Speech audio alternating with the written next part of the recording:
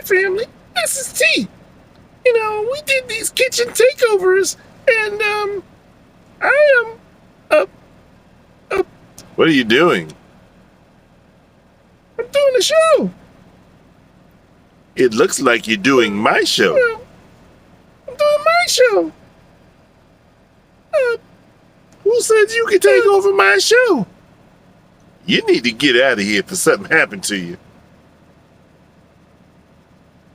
Okay. You'll be sorry. Hey, fam.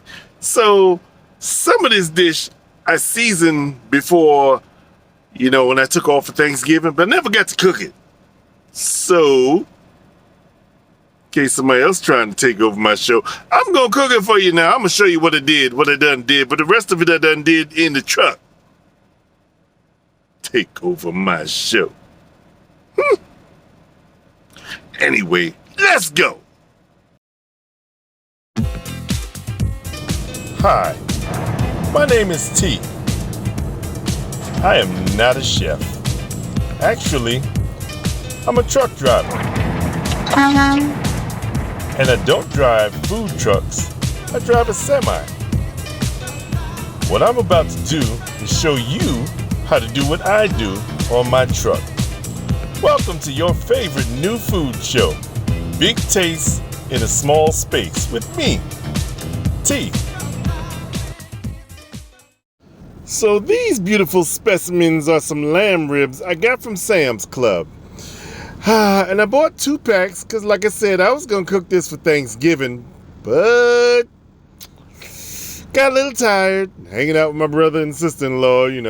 We have a little too much fun sometimes, and, well, whatever. Plus the fact I'm old and fat. So, each pack has 16 bones in it. That's like 8 bones each rack. Yeah. So, took them out, washed them off a little bit, and then we're going to season them up. And just because I'm doing a kitchen takeover, don't mean I'm not going to do what I normally do. But first, we're going to put those slashes in them. That's going to help the fat render out. That's going to help the seasoning get down into the meat. Yep, so you put those little, I guess nowadays they call them hashtags or whatever. You're just going to score the meat. La la la la la.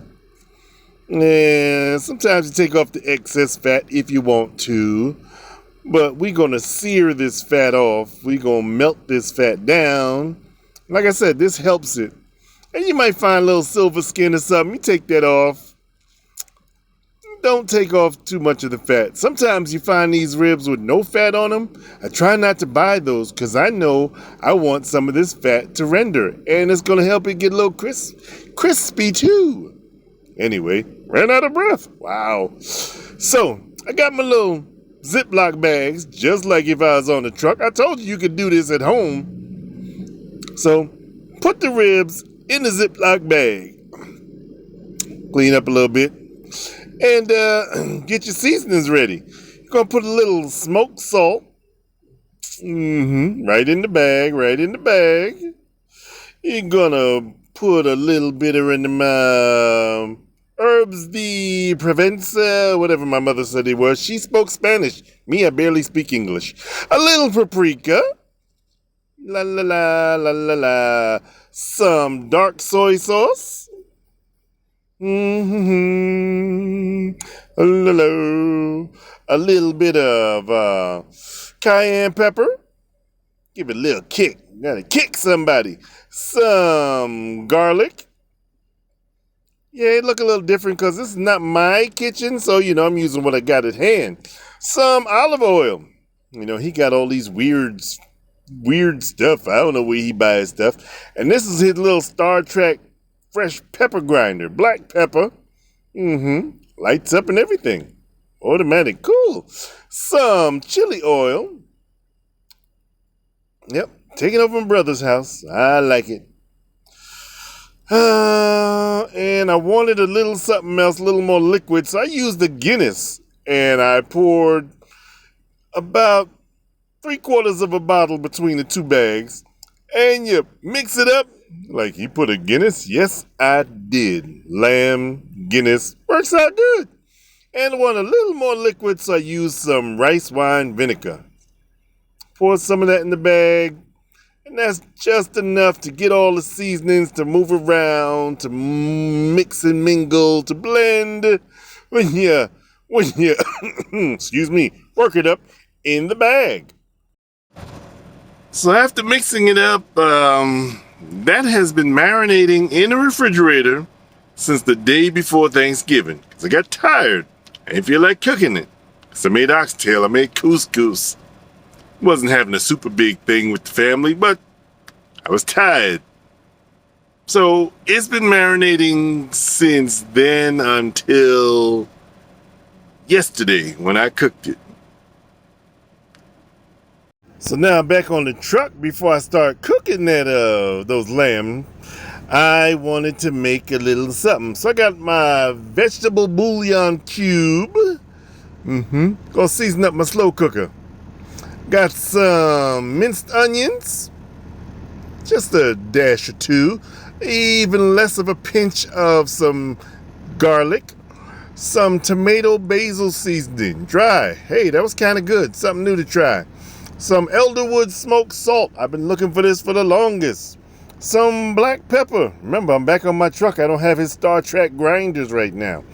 Some crushed red pepper. Pinch.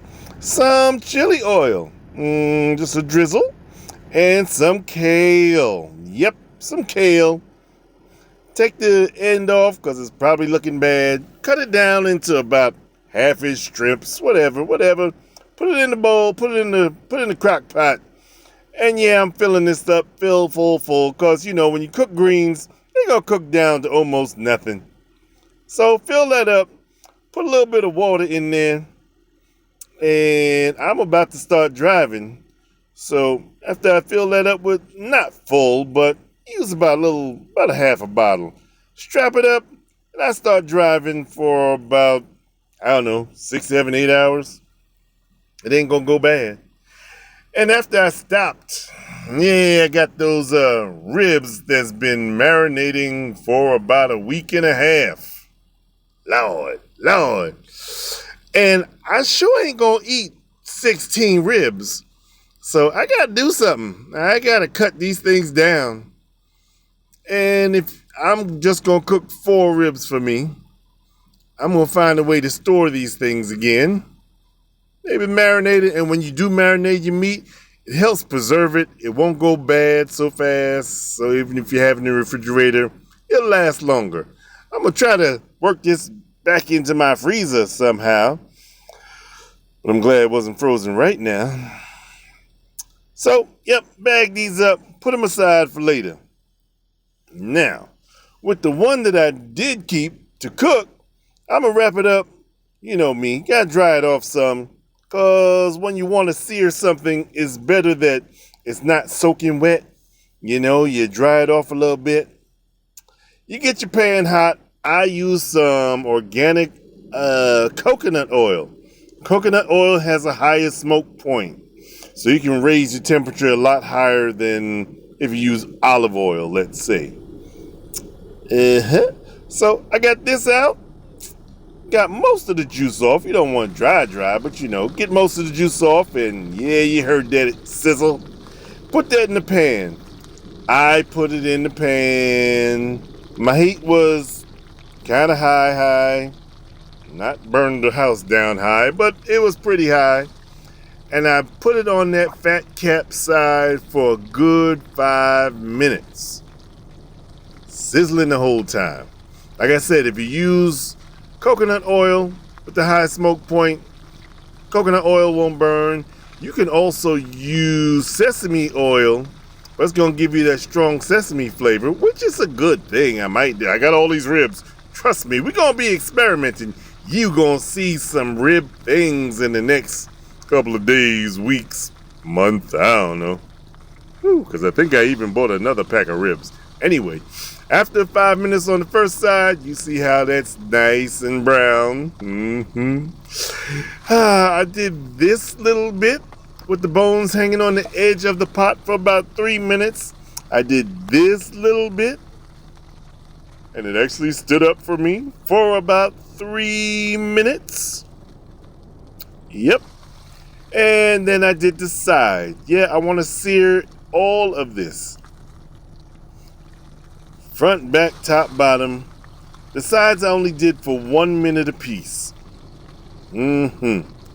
After a minute, I heated up my oven, and I'm going to put this in the oven.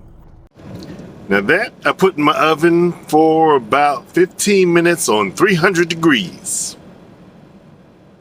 And while that's working, I figured I'd take out my rice cooker, but this isn't rice. This is an ancient grain called Faro. Supposed to be healthier than rice? Hey, I try to be healthy. Tuesdays and Thursdays. What's today? Anyway, little salt, little black pepper. It's a bigger grain than rice would be. Add some water. Let that cook on white rice. And while all those things are cooking, I got some barbecue sauce, some hot sauce, put a little smear on the plate so I can plate this lovely thing up. And hoo-hoo, baby. My ribs. Wait, what's good? So, like I was saying, this is my lamb ribs. Faro. Underneath the lamb's ribs is my smear of the barbecue sauce and hot sauce. Some focaccia bread. A little kale. Slow cooked. And